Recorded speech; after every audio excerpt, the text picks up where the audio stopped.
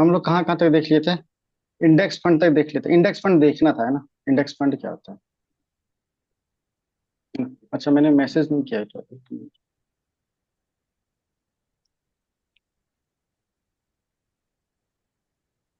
हम्म, चलो, हम लोग को इंडेक्स फंड देखना था है ना। ये भी एक टाइप का म्यूचुअल फंड ही है। ठीक है, ये भी एक टाइप का म्यूचुअल फंड ही है। लेकिन यहाँ क्या होता है, इन्वेस्टर ना बोलता है प्रोफेसर, एक मिनट। इन्वेस्टर प्रोफेशनल को बोलता है, डायरेक्ट करता है कि तुम इस कंपनी में पैसा लगा दो, इस कंपनी में पैसा लगा दो, इस कंपनी में पैसा लगा दो, तो उसी को इंडेक्स फंड बोलते हैं। समझ में आया? हम्म। ठीक है, चलो अब आते हैं एक्सचेंज ट्रेडेड फंड। सब ऐसे शांत है, कुछ भी समझ में नहीं है, ऐसा है क्या? नहीं आ रहा है। मैं समझा तो। ठीक है। हाँ ठीक है, इसमें क्या होता है ना, एक्सचेंज ट्रेडेड फंड। ठीक है, कभी हम लोग सुना है ना भारत ईटीएफ, नाम सुना है तुमने, भारत 22 यस ईटीएफ? सर। हम्म। और हाँ काफी ज्यादा पॉपुलर हुआ था, है ना। Yes sir. काफी ज्यादा पॉपुलर भी हुआ था। क्यों? कोई बता सकता है इसके बारे में? चलो मान लो कि एक्सचेंज ट्रेडेड फंड ना बनाया जाता है। ठीक है, मान लो एक कंपनी है, इसने बनाया भारत 22 ईटीएफ, है ना। इसमें क्या होता है, बैलेंस किया था, जैसे मान लो एक कंपनी मेटल की है, तो दूसरी कंपनी इंफ्रा, तीसरी कंपनी बैंकिंग की, तो चौथा कंपनी ऑयल की। तो इस तरह से करके सात आठ कंपनी का एक ब्लॉक बना दिया। ठीक है, अब इन सबको मिला करके एक इंडेक्स बनेगा। ठीक है, और इसका नाम दिया जाएगा एक्सचेंज ट्रेडेड फंड या भारत 22 ईटीएफ। ठीक है, बेनिफिट क्या है इसका? क्या बताओ, क्या सब सेक्टर एक साथ डाउनफॉल हो जाए, पॉसिबल है? नहीं। नहीं, है ना? सेफ हो बहुत जाएगा सारा। एक्सट्रीम सिचुएशन हो सकता है ना। हम्म। तो यदि ये डाउनफॉल हो रहा है तो ये तो बढ़ेगा, इंफ्रा डाउन तो बैंकिंग तो बढ़ेगा। ठीक है, इसीलिए इसको एक्सचेंज ट्रेडेड फंड बोलते हैं। ठीक है, कि सबको कंबाइन करके एक फंड बनाया जाता है। ठीक है, डाइवर्सिफाइड नहीं। ठीक है, अब थोड़ा सा और इसको डिटेल में देखते हैं। इसमें दोनों फीचर होगा। इसमें फ्यूचर होगा म्यूचुअल फंड का भी और स्टॉक्स का भी, दोनों का फीचर्स होगा एक्सचेंज ट्रेडेड फंड। अब क्या है कि ये जो बास्केट डिसाइड होगा ना, ये इन्वेस्टर खुद भी डिसाइड कर सकता है कि बास्केट क्या हो। ये समझ में आया? हम्म। बस इतना ही है। अब ये क्वेश्चन आ चुका है तो रिपीटेशन चांसेस बहुत कम है।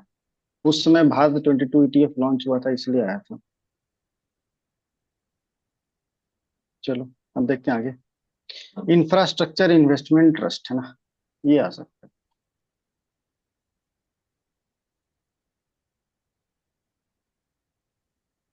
सर जो देखो, बास्केट नाम की ही बात है हुई थी, मतलब इंफ्रास्ट्रक्चर। उसका मतलब ये है हाँ ना कि बोलो। कहाँ कहाँ पे पैसा इन्वेस्ट करना है। हाँ हाँ, ओके। बास्केट मतलब एक कॉमन सा हुआ है ना, ये एक बास्केट हो गया। अब बास्केट में क्या होगा, ये इन्वेस्टर भी डिसाइड कर सकता है। ठीक है ना। चलो बताए, इंफ्रास्ट्रक्चर इन्वेस्टमेंट ट्रस्ट, है ना, ये भी म्यूचुअल फंड टाइप का ही है। ठीक है, अंतर क्या है कि ये क्या करेगा, पूल सबसे पैसा मनी लेगा और इन्वेस्ट करेगा इंफ्रास्ट्रक्चर प्रोजेक्ट। ठीक है, तो इसको सेटअप कौन करता है, तो इंफ्रास्ट्रक्चर कंपनी ही सेटअप करता है। ठीक है, और इसे रजिस्टर किससे होगा, सेबी से। ठीक है ना।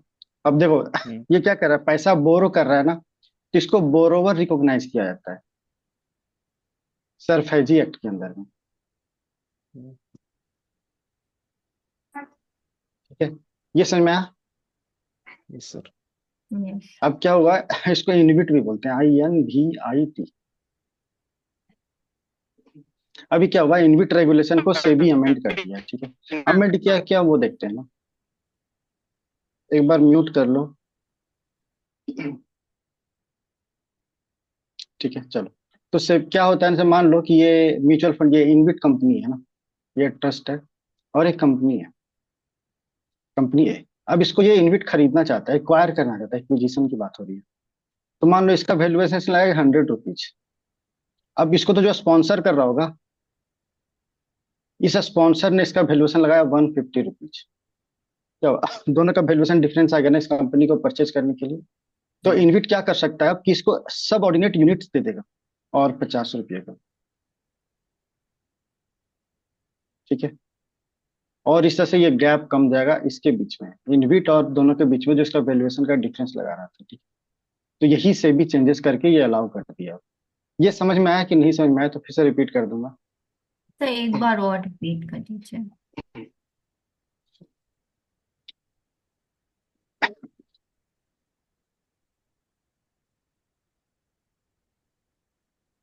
हाँ, जैसे मान लो कंपनी है ना, और यहाँ इनविट है,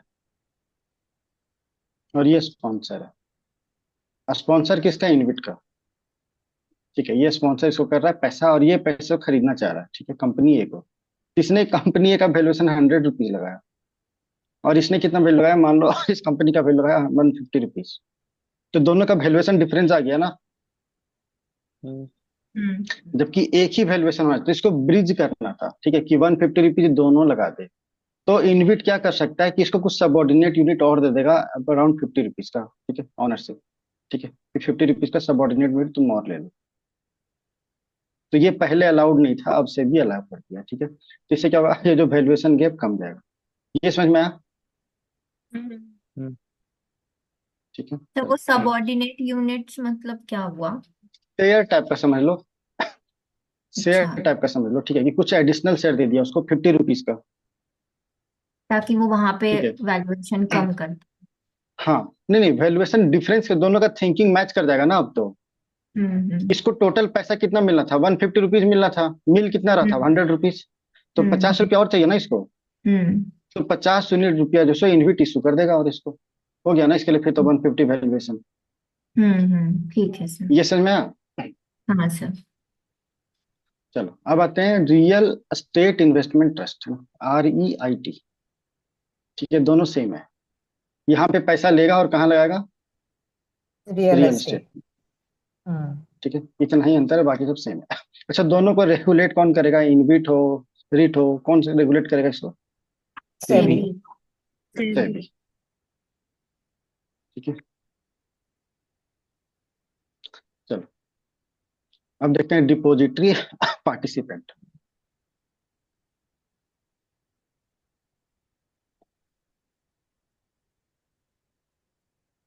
ठीक है, जैसे मान लो कि पर्सन ए है ना, पर्सन ए है। ये चाहता है कि कंपनी है, कंपनी ए, या रिलायंस मान लो, रिलायंस है, इसका शेयर में इन्वेस्ट करना चाहता है। कैसे इन्वेस्ट करेगा? तो इसको पहले एक डीमैट अकाउंट खुलाना पड़ेगा। डीमैट मतलब डीमेटेरियलाइज्ड अकाउंट। ठीक है, डिजिटल फॉर्मेट में होता है ये खुलवाना। किससे खुलवाएगा? ये सेंसेक्स से तो खुलवा नहीं सकता ना, ये BSE के साथ तो नहीं खुलवाएगा ये। तो यहाँ हम्म, पे एक पर्सन आ जाएगा। ठीक है, या ब्रोकर बोल दो, या डीमेटेरियलाइज रिपोजिटरीज बोल दो। ठीक है, ये मस्ट है, बिना इसके ये नहीं खुलेगा। ठीक है, डिपॉजिटरी पार्टिसिपेंट बोल दो,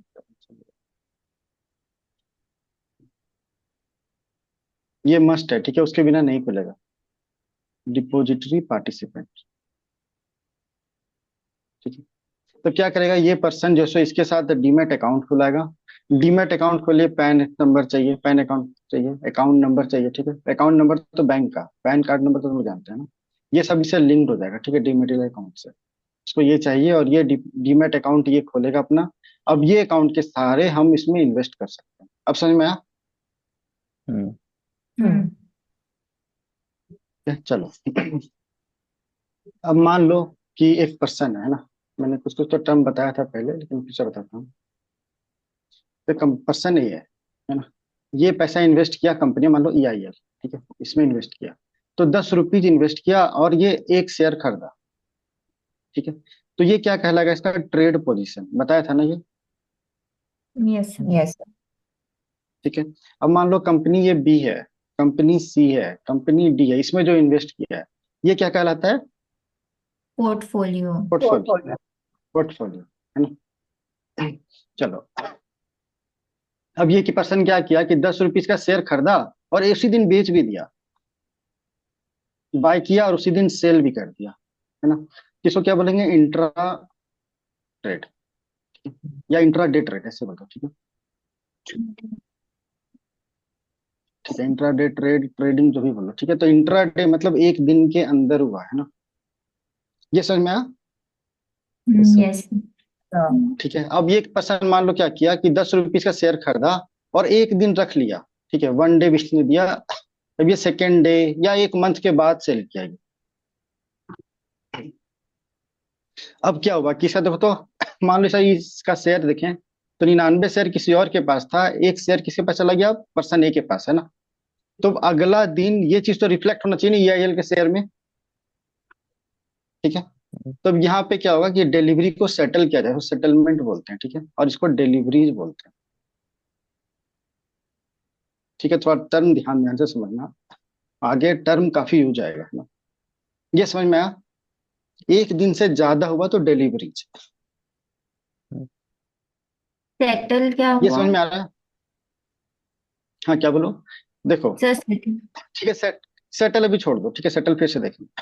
ये समझ में आया, ठीक। डिलीवरी समझ में आया, हाँ हाँ, Yes, डिलीवरी sir. समझ। इंट्रा डे समझ में आया, डिलीवरी समझ में आया, एक दिन से ज्यादा होने पे डिलीवरी, है ना। हम्म। अब देखो, एक ही दिन में ट्रांजेक्शन हुआ ना तो यहाँ पे सिक्योरिटी ट्रांजेक्शन टैक्स नहीं लगेगा, लेकिन डिलीवरी जहां हो गया वहां पे सिक्योरिटी ट्रांजेक्शन टैक्स लगेगा, समझ में आया। अब यदि मान लो क्वेश्चन है security transaction tax direct tax है या इनडायरेक्ट, तो तुम्हारे हिसाब से क्या रिप्लाई होना चाहिए। डायरेक्ट। Direct tax डायरेक्ट ही है सर, टैक्स। डायरेक्ट टैक्स है। क्योंकि पर्सन का डायरेक्टली पैसा कट गया, है ना, हम्म। पैसा भी इसी का कटा, तो इनसे और पैसा जमा भी यही करा रहा है ना, तो इंसिडेंस यही, इम्पैक्ट यही, तो दोनों सेम, तो डायरेक्ट, है ना, ठीक है। तुम लोगों ने नोटिस किया है ना, जब भी मुझे कुछ बनाना है तो उसका डेफिनेशन देखता हूँ, है ना। जैसे अभी किसी ने पूछा था मुझे कि डायरेक्ट है या इनडायरेक्ट, तो मैंने ये नहीं देखा कि याद क्या है क्या नहीं, मैंने ये देखा कि इंसिडेंस कहाँ है, इम्पैक्ट कहाँ है। ये तो बेसिक डेफिनेशन है ना, हम्म। ठीक है। तो बेसिक डेफिनेशन देखना जब भी क्वेश्चन पूछे तो, ठीक। चलो, यहां तक समझ में आ गया है। Yes Yes, sir. sir. चलो, अब एक बार फिर से रिपीट भी करूंगा एक बार, लेकिन पहले एक बार और देख लेते हैं थोड़ा आगे। अब क्या हुआ, मान लो पर्सन ये है, इसने EIL का शेयर खरीदा, है ना, 10 रुपीज में। अब क्या हुआ कि एक मंथ बीत गए, वन मंथ चला गया। अब क्या होना चाहिए कि इसके पास टोटल तो 10 शेयर, मान लो 10 रुपीज में 10 शेयर खरीदा ये, तो इसका जो अकाउंट था डीमेट अकाउंट, उसमें तो दिखाना चाहिए ना कि 10 रुपीज है इसका या 10 शेयर है, हाँ। ये दिखना चाहिए ना, यस सर। समझ में आ रहा है। तो इसको Yes, sir. सेटलमेंट बोलते हैं, ठीक है, डिलीवरीज को सेटल किया गया, समझ में आया। इसका मतलब एक और होता है कि मान लो 10 शेयर है, अब इसने 10 शेयर मार्केट में सेल कर दिया, तो क्या हुआ, ट्रांजेक्शन मान लो कि 1 तारीख को हुआ, है ना, फर्स्ट तारीख को इसने सेल कर दिया, तो फर्स्ट डे में ट्रांजेक्शन हुआ, जिसके पास जो पैसा मिलेगा वापस, है ना, जितने दिन में मिले, इसको भी बोलते हैं सेटलमेंट साइकिल, ठीक है। ये समझ में आया, सेटलमेंट साइकिल बोलते हैं, ये समझ में आया। Yes sir. तो वापस मिला मतलब? देखो, हम 10 रुपीज इन्वेस्ट किए थे तो हमको 10 शेयर मिला, हाँ। अब 10 शेयर हम बेचे, और यदि मान लो 12 रुपए में बेचा तो हमको 12 रुपीज रिटर्न मिलना चाहिए था ना, हम्म। ठीक है। तो जिस दिन हम सेल किए और जिस दिन हमको पैसा मिला, ये सेटलमेंट साइकिल हुआ, अच्छा, ओके। ये समझ में आया आप? ठीक। ठीक है। तो सेबी बोला था पहले कि T+2 मतलब कि वह ट्रांजेक्शन जिस दिन हुआ उसके बाद 2 दिन के बाद पैसा मिल जाना चाहिए, ठीक है। फिर आया T+1 जो भी चल रहा है, ठीक है। तो ट्रांजेक्शन प्लस एक दिन के बाद पैसा मिल जाना चाहिए, 1 तारीख को ट्रांजेक्शन हुआ तो एक दिन और जोड़ दो तो 2 दिन के बाद पैसा मिल जाना चाहिए, और यदि बोले T+0 मतलब जिस दिन ट्रांजेक्शन हुआ उसी दिन पैसा चला जाना चाहिए। यहां तक समझ में आया। Yes, सर, तो sir. ये डिफरेंट टाइप्स है सेटलमेंट साइकिल का? हाँ, ये RBI ये से भी डिसाइड करता है, ठीक है। पहले T+2 था, अब T+1 चल रहा है, अब फिर T+0 आ गया है, ठीक है, और T+0 का बीटा वर्सन ने लॉन्च कर दिया। ठीक, तो ठीक है, अभी एक बार फिर से देखते हैं, थोड़ा किसको क्या याद हुआ, अभी किसी को कंफ्यूजन हो तो क्लियर हो जाएगा। हाँ बोलो। बीटा, T+0 का बीटा क्या? मैं अरे वो बीटा, ठीक है, मैं एक बार रुको ना, एक बार रिवाइज कर देता हूँ इसे, ताकि क्लियर हो जाए। बीटा वर्सन लॉन्च किया है, ठीक है, वो मैं बोल रहा था। पहले यहाँ फिर से देखते हैं ना, तुम लोग क्या क्या समझते हो ना वो बताना। ठीक है, इंट्राडे नहीं, पहले तो ट्रेड पोजीशन, इसका मतलब क्या समझता है, सब अपने मन में सोचना। ठीक है, ट्रेड पोजीशन मतलब क्या, कोई टाइप करना चाहे तो टाइप भी कर सकता है। सबको मतलब समझ में आ रहा है, जिसको मतलब समझ में नहीं आया बताना। ट्रेड पोजीशन मतलब क्या। ठीक है, दूसरा पोर्टफोलियो, पोर्टफोलियो मतलब क्या। ठीक है, तीसरा इंट्राडे ट्रेड,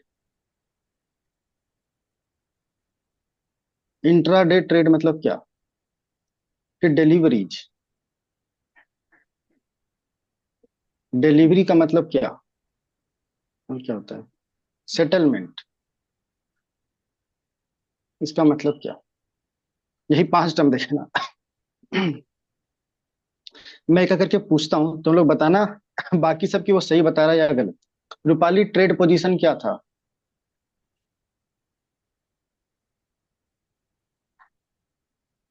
नहीं पता सर।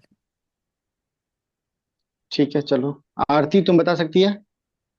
हाँ, जैसे किसी ने 10 रुपए का एक शेयर खरीदा तो उसकी ट्रेड पोजीशन है। हाँ, जो शेयर खरीदा उस टाइम में है ना, हाँ। तो वो हो गया उसका ट्रेड पोजीशन, सही बात है। रूपाली समझ में आया। जी सर। ठीक है, चलो आते हैं पोर्टफोलियो। रेणुका तुम बता सकती है पोर्टफोलियो क्या था। मल्टीपल टाइप्स ऑफ शेयर जो खरीदा है उसको बोलते हैं। ठीक है, तो ये पूरा मिला करके हो जाएगा इसका पोर्टफोलियो, है ना। ठीक है, इंट्रा डे ट्रेड, है ना, ये क्या था अनन्या। तो ये है सेम डे अगर ट्रांजैक्शन हो रहा है तो उसको इंट्राडे हम्म ट्रेड कहेंगे। डिलीवरीज क्या था दीपाली। आभा, दीपाली तो नहीं बोल पाएगी, ठीक है, आभा। सर एक दिन से ज्यादा जब वो होता है तो शेयर है ट्रांजेक्शन ना, एक दिन से ज्यादा उसके टाइम ले रहा है तो उसको डिलीवरी बोलते हैं। और सेटलमेंट क्या था खुशबू। तो नहीं पता मुझे। अभिषेक। सर सेटलमेंट दो चीजों के बीच में होती है, मतलब ट्रांजेक्शन और डिलीवरी के बीच में शायद। ट्रांजेक्शन है ना, जब भी ट्रांजेक्शन हुआ, कोई भी ट्रांजेक्शन में तो दोनों होता है, शेयर खरीदना भी तो एक ट्रांजेक्शन ही है ना। हम्म यस सर। परचेज किए, ये भी तो ट्रांजेक्शन है। शेयर सेल किए, बेच दिए हम, तो भी तो एक ट्रांजेक्शन ही है ना। हम्म ठीक है, तो ये ट्रांजेक्शन जब हुआ इसको सेटलमेंट बोलेंगे ना। ऐसे मान लो कि एक डिपॉजिटरी पर से ये है, ठीक है, CDSL है, ठीक है, ठीक है, अभी बताएंगे, अभी मान लो NDSL। अब क्या होगा, मान लो इसी का देखें, तो इसके पास EIL का 100 शेयर था, जिसमें A के पास मान लो 50 है, B के पास 50 है। ठीक है, अब शेयर खरीदा, ए ने एक और शेयर और खरीद लिया, तो इसके पास कितना हो जाएगा, 51, और बी के पास कितना होगा, 49 होना चाहिए ना। तो हम्म ये जो चेंजेज आया ये सेटल होगा ना, ये तो इसको ही तो सेटलमेंट बोल सकते हैं। ये समझ में आया। यस हाँ सर। Yes sir. ठीक है चलो, अब समझ में आया। रूपाली कुछ डाउट रह गया तो पूछ सकती है। डिलीवरी सर तो समझ। सेटलमेंट इंट्राडे ट्रेड में नहीं होगा या होगा? एक का करके पूछो एक बार, रूपाली तुम बोल लो, फिर तिया तेरे पास आते हैं। हाँ रूपाली बोलो।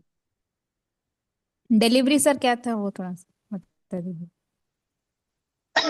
डिलीवरीज क्या था, एक दिन से ज्यादा यदि शेयर रह गए तो जनरली डिलीवरीज बोलते हैं। ठीक है मेरे पास, मतलब सेटलमेंट के जैसे लिए। मैंने यहाँ सेटलमेंट अलग हो गया ना। सेटलमेंट कौन करता है, सेटलमेंट मतलब क्या हुआ कि फाइनल पोजीशन क्या हुआ, है ना। यही हुआ ना कि फाइनल पोजीशन, पैसा इसको मिल गया या शेयर एक्सचेंज हो गया, है ना। तो ये जो काम करा ये प्रोसेस है, ये सेटलमेंट।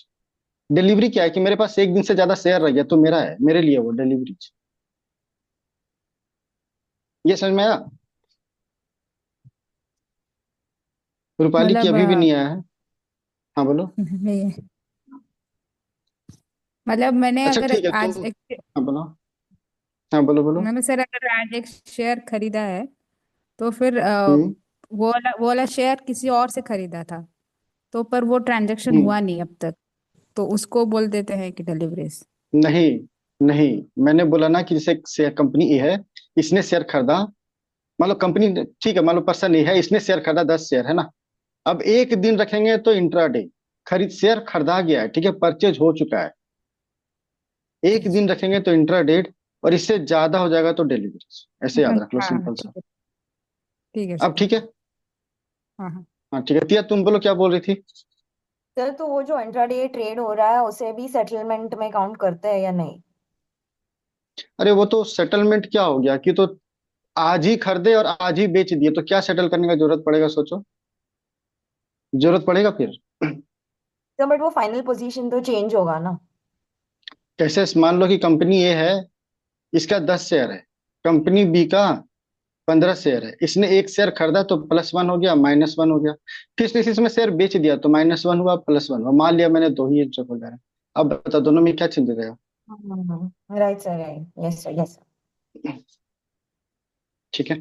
सर इंट्रा चल, ट्रेड हाँ। इंट्राडे ट्रेड है वो T+0 है, T+1 है, या कुछ यार और भी? T+0 सबके लिए लगेगा जब भी पैसा सेटलमेंट हो रहा है, तो है ना। ये जो है ये सबके लिए सेम होगा, T+0 बोलूं तो भी सबके लिए सेम, T+1 बोलूं तो भी सबके लिए सेम। ठीक है। ये डिस्ट्रीब्यूशन नहीं है, ठीक है। ओके। चलो एक बार देखते हैं ना हम लोग।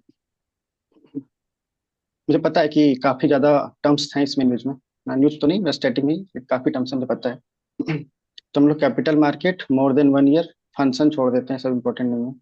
इक्विटी सिक्योरिटीज तो स्टॉक्स, उसका डिविडेंड मिलता है, बॉन्ड इंटरेस्ट डेट सिक्योरिटीज में ना। प्राइमरी सेकेंडरी की स्टॉक मार्केट अम्स्टरडेम न्यूयॉर्क और 1792, ये दोनों ना पीवाईक्यू है, ठीक है। स्टेटमेंट ये था कि पहला कि आम्स्टरडम जो सो पहला शायद है स्टॉक एक्सचेंज, ऐसे कुछ था। इसके बाद दूसरा था कि सबसे लार्जेस्ट जो है वर्ल्ड का जो स्टॉक एक्सचेंज है वो नेशनल न्यूयॉर्क स्टॉक एक्सचेंज है, ऐसे कुछ क्वेश्चन था, ठीक है। और बॉम्बे स्टॉक एक्सचेंज में पूछा था, ठीक है। फिर रेड हियरिंग प्रोस्पेक्टस, इसमें एक अंडर राइटर आया, flotation process, legal provision, total share का ऑथोराइज शेयर, फ्लोटिंग शेयर, ठीक है, मस्ट रजिस्टर कंपनी एक्ट, है ना। अच्छा एक चीज और भी ये बताया था, जो रजिस्टर होता है ना उसको होल्डिंग कंपनी बोलते हैं, ठीक है। और जो इस होल्डिंग कंपनी से एसोसिएटेड है उसको सब्सिडियरीज बोलते हैं ना। तो सब जानता होगा, है ना। ठीक है। तो क्या है, बेसिक इंफॉर्मेशन देके अंडर राइटर के थ्रू ये क्रिएट करेगा रेड हियरिंग प्रोसेस, ठीक है, regulated by SEBI.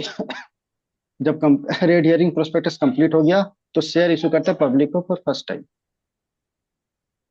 Follow on में क्या है कि, हाँ बोलो, कोई बोल रहा है, बोलो।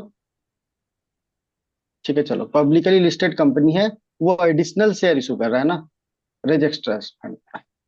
राइट इशू में क्या था कि एडिशनल कैपिटल रेज करना है तो एग्जिस्टिंग शेयर होल्डर को इशू करना है, so be lower than market value price, है ना। ऑफर फॉल क्या था, सिक्योरिटी जो कि डायरेक्टली इशू नहीं किया पब्लिक को, बट ऑफर क्या, सेल थ्रू इंटरमीडियरीज, है ना। प्राइवेट में क्या था कि सिक्योरिटी को इशू कर रहे हैं लिमिटेड ग्रुप ऑफ पीपल, है ना, ये तो प्रिफरेंशियल और क्वालिफाइड। फिर equity, sorry, equity share, preferential share, private issue, sweet equity, employ stock ownership plan. फिर penny share, share split, bonus share, share buyback. कोई टर्म किसी को नहीं याद हो तो पूछ सकता है, ठीक है, कि ये याद नहीं है तो बता दूंगा। म्यूचुअल फंड, म्यूचुअल फंड यहाँ से स्टार्ट हुआ है ना, ये प्रोसेस चलता गया है। दूसरा वेरिएशन, है ना। फिर तीसरा वेरिएशन, किसी को याद है स्मॉल केस क्या था, कोई बता सकता है। आरती, रेणुका, मलय, सुनीता। स्मॉल केसेस में क्या। हमें पता रहता है कि इन्वेस्टर मंथली हाँ, को कौन कौन इसमें से कहाँ दिया जगह पे जा रहा पैसे है इन्वेस्ट किए जा रहे हैं, इन्वेस्टर को पोर्टफोलियो नॉलेज होती है। और उसको पोर्टफोलियो की रीबैलेंस भी नॉलेज कर होती है। सकता हम्म, स्मॉल केस। है। फिर इंडेक्स फंड, हाँ, फिर इंडेक्स एक्सचेंज ट्रेडेड फंड, फिर स्ट्रक्चर इन्वेस्टमेंट ट्रस्ट, ठीक है, फिर रियल एस्टेट इन्वेस्टमेंट ट्रस्ट, फिर डिपॉजिटरी पार्टिसिपेंट्स, है ना। तो मैंने लिख दिया है, डीमेटेरियल अकाउंट खुलाना होता है। अच्छा पैन नंबर कितना डिजिट का होता है। 12 पर नहीं, 12 अल्फा न्यूमेरिक होता है ना। अल्फा दस हाँ न्यू सारे हाँ लेकिन टोटल दस टेस्ट दस कितने होते हैं? दस दस दस दस दस होते हैं। 10 होते हैं, यस। 10 होते हैं। इसमें 5 अल्फा 5 न्यूमेरिक है ना। यस। देखो A B C D E 1 2 3 4 ए, कुछ ऐसा होता है। ठीक है, तो कितना अल्फा था? ठीक है, ऐसे ही हो गया ये तो। 6 अल्फा था ना, 4 न्यूमेरिक था। तो demat account, bank account, pan card से लिंक होता है, 10 डिजिट है ना। फिर डिपॉजिटरी पार्टिसिपेंट से अकाउंट खुलेगा, जो गिवन जुड़ा होता है सेटलमेंट इंश्योर करेगा। फिर trade position, intraday trade, delivery of shares. फिर इंट्राडे में कोई सिक्योरिटी ट्रांजेक्शन टैक्स नहीं लगता। ये फाइनल सेटलमेंट हाँ, इसके बाद सेटलमेंट साइकिल। ठीक है, सिक्योरिटी जब फंड देखो दोनों डिलीवर्ड और सेटल्ड है ना। पहले T+1 था, सो T+2 था, T+1 शिफ्ट कर गए T+0। ये समझ में आ रहा है ना अब तो? Yes sir. ठीक है, चलो T+0 सिस्टम इंट्रोड्यूस कर दिया गया। अभी कौन सा चल रहा है? T+1 है ना। नहीं, T+0 ना। प्लस 0। इंट्रोड्यूस किया है ना, ये ऑप्शनल बेसिस पे। ठीक है, चलो अब आगे चलते हैं। बोरिंग तो नहीं हो रहा है ना? Economy economy economy. अच्छा ठीक है, चलो एक काम करते हैं, ये 1 मिनट में खत्म हो जाएगा ना, 1 मिनट करते हैं फिर थोड़ा मैपिंग कर लें।